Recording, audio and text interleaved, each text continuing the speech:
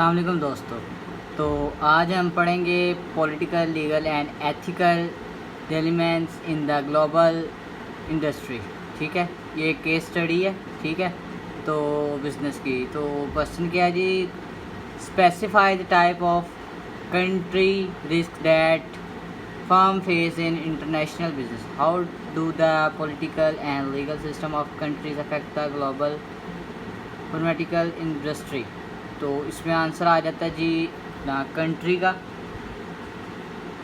लिखा हुआ है जी, every country is characterized by diverse political and legal system that pose significant challenges for company strategy and performance, as managers must adhere to business laws and regulations. Like most other industries, the pharmaceutical industry runs into the similar problem, which include government inventions, barrier to trade and investment, high cost of research and development, harmful and political system.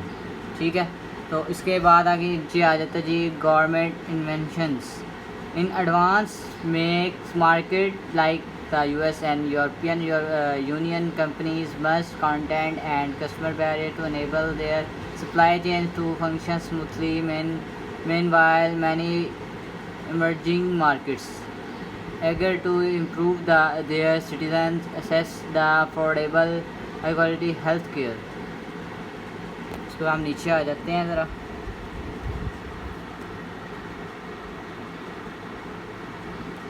नीचे आ गए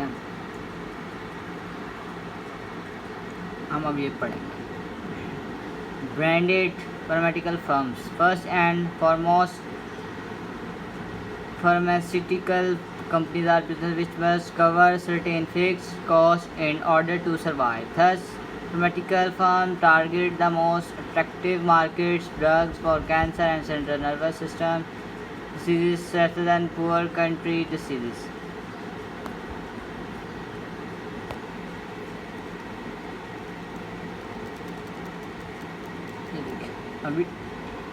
अब आगे आ रहा है genetic manufacturers. Genetic manufacturers might consider working with branded firms and national government to establish an ideal balance in order to improve the health conditions in developing countries. Genetic manufacturers should establish collaborative relations with major pharmaceutical firms. Okay, तो उसके बाद हम नीचे आ जाते हैं दोबारा से